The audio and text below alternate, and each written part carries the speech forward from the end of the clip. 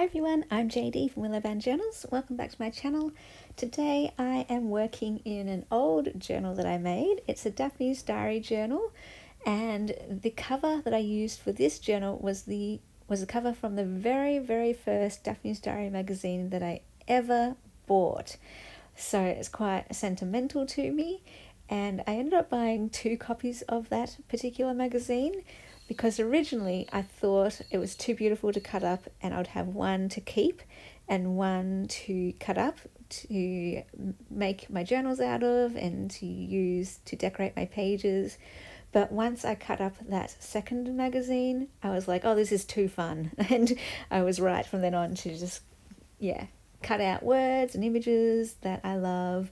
And so I put together my Daphne's Diary journal using coffee dye pages and coloured pages I think I used as well. And I also used some pages from the magazine. I just pulled out some of my favourite images and put it all together in a single signature journal. And I have been filling it up and using it as a memory journal. So just random memories, recent memories, old memories, and everything in between, and just putting anything meaningful or significant to me that I want to capture on the page. But I actually stopped working in this journal for a couple of years because I guess I just was a bit uninspired as to what to put in this journal. So my aim this year, though, is to finish my unfinished journals if I possibly can. And I have now completed this Daphne's Diary journal. I think maybe I've got to fill in a couple more stories, but I don't even mind if I leave some pages blank, because what I have done is stuck in pictures on each of the pages and filled it up that way. And because it's been about 2 years since I've worked in this journal, maybe even 3 years, I'm actually going to be documenting mostly memories from the last 3 years, because I've printed out doubles of photos and extra photos that I want to use up. And so I thought I'd put them into this memory journal, and that could remind me of the most meaningful and important memories from the last 3 years. I also have the odd picture here or there that came from my childhood or from younger days, and so I put those in too. So completely all over the place. It's not chronological or anything like that, but every page has a memory. The first picture that you saw me stick in was a painting that my friend Heather from America sent me. She very much encouraged me back in my blogging days when she reached out to me, and she said she connected with some of the words that I wrote, and we would email back and forth. And this was before I ever, had a YouTube channel or shared my stories publicly. And she's the reason, or one of the reasons, why I now have the heart and the confidence, I guess, to share stories publicly, because before I just kept everything inside, very quiet, and bottled it all up type of thing, because I was too afraid of judgment. I was too afraid that people would think I'm crazy or something like that, and just afraid of judgment basically. And she just encouraged me that I am just a human being, and we all have our insecurities, and we all go through struggles, and it's all okay. So when I published my mental health art book, I dedicated it to her, and I sent her a copy. I surprised her by sending her a copy, and didn't tell her that I was sending it or that she was the person I was dedicating it to. And she sent me a picture that she had painted of some beautiful rainbow water lilies, and she wrote a little message on the back. And so that's one of my most prized pictures that goes on my gallery wall. Over here, but basically this is just going to be a very chatty video as I share some memories with you that are significant in my life. So these pictures all come from a time in my life when I did a course with Sabrina Ward Harrison. It was actually last year. It feels like ages ago now, last year. But yeah, it was called Full Colour Life, and Sabrina Ward Harrison is my absolute inspiration at the moment. She's a journaler, writer, artist, author, all of that good stuff. My favourite people who inspire me at the moment tend to be a mix of those things: journaler, photographer, artist, writer, all of those wrapped up in one. And that's what I've always loved doing as well, is combining all of that onto the page, putting your photos, putting your memories, putting your papers and words and images all on the page, and seeing how you can combine all of that. I love it so much. So yeah, she got me out of my comfort zone, doing painting with my feet and painting with my hands, working big and with colour and all that kind of thing. So that was quite fun. And then over here, I'm now documenting someone else who very much inspires me, Psychology in Seattle, the host Kirk and also Berto. You've heard me talk about them probably a lot on this channel, but yeah, they have definitely helped me so much. When I discovered them, I think it was in 2000 and was it at the end? I think it was at the end of 2018.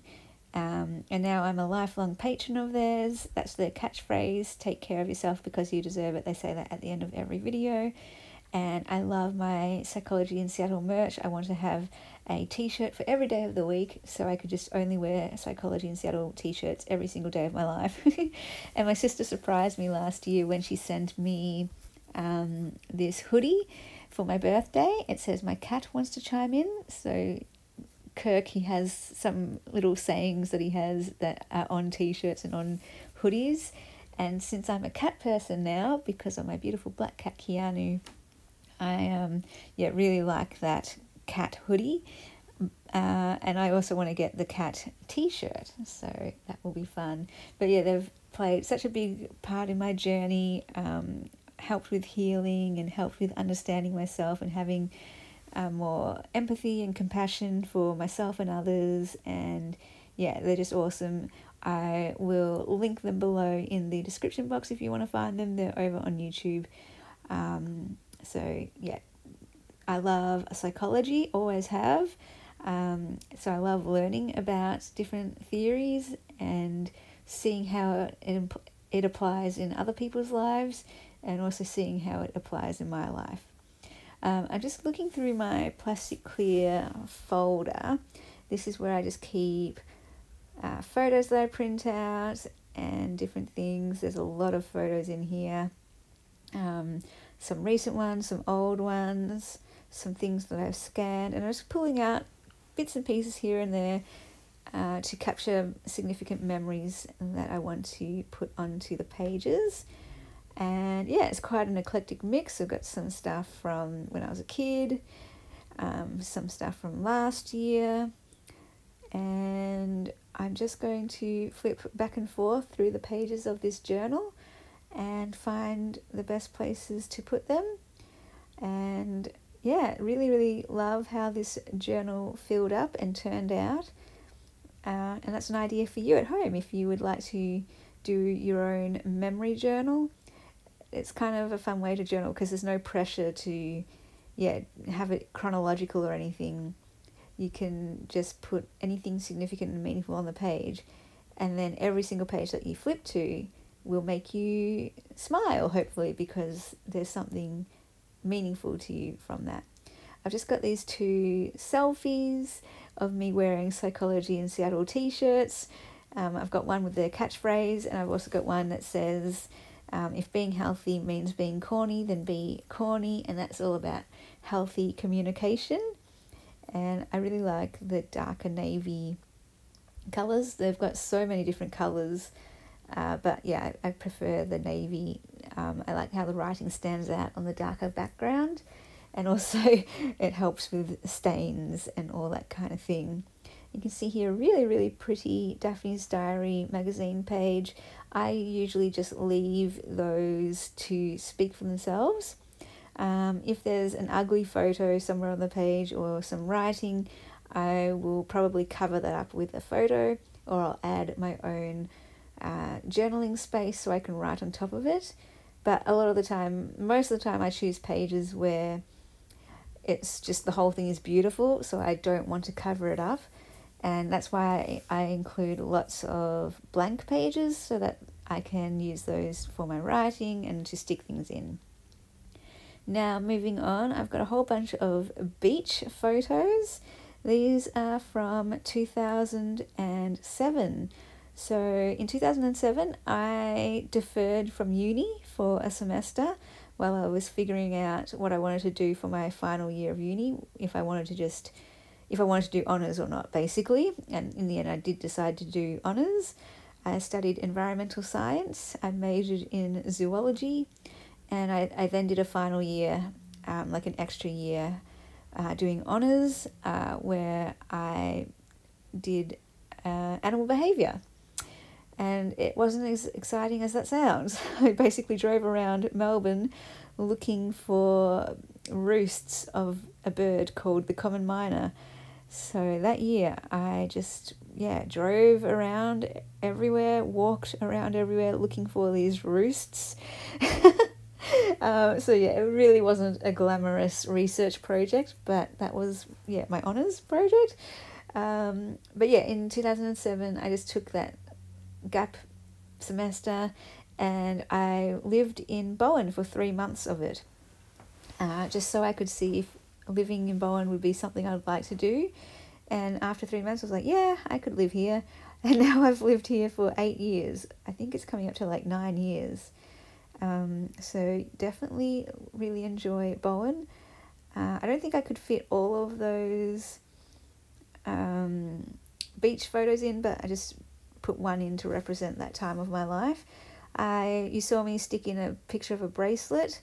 That came from Ashley, who's part of the Psychology in Seattle family. And 2 years ago during the Psychology in Seattle Live, she sent in a gift for Kirk and Berto, and it was some bracelets. And so I went to Etsy and bought my own bracelet, and that was really fun memory.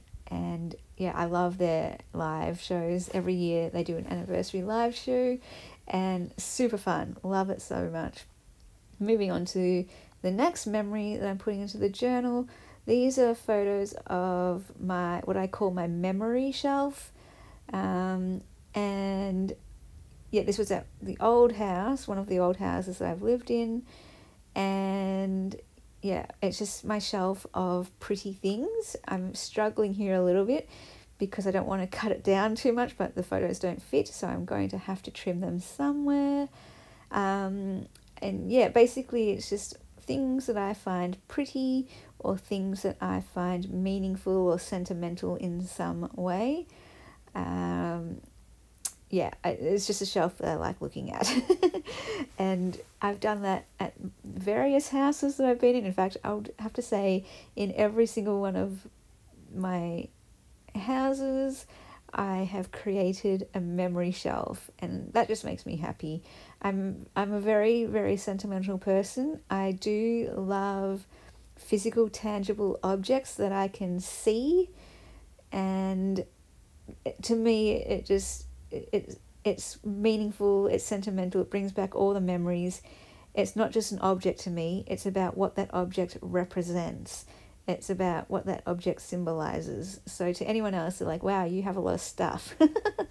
I've always, since I've been a kid, kept things, been a little bit of a hoarder, but it's because I love them so much, because they are more than just the object to me.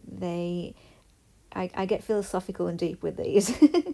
So just going to glue those in, a shelf of pretty things, and each of those things means something to me. Like each object reminds me of a time in my life, it reminds me of a person, it reminds me of a moment. So they're all meaningful. Like that mirror, I made that mosaic mirror back when I was in high school. And that's like the only mirror that I have in my room. So it's practical as well as beautiful and reminds me of a time in my life. I did glue some more pieces in, but that's the end for this video. And then later on, I'll show you a full flip through of my completed memory journal. And hope you enjoyed this journaling session, and I will see you guys in the next video. Bye guys! Big thank you to my beautiful patrons who supported me in September. I could not do this without you, so thank you so much for allowing me to create and share videos for yet another month. If you'd like to become a patron in October, the link will be below in the description box. That's where you get access to behind the scenes looks, sneak peeks, first access to my journals. At the Ruby level, you get all printables from my Etsy shop. Emerald level, you get extra printables, and then there are some mail tiers as well. I'm also running my courses, my journaling courses again in October, so feel free to sign up for any of those. Just send me an email and check all the links in the description box below for ways to contact me and be part of the world of Willow Bound Journals.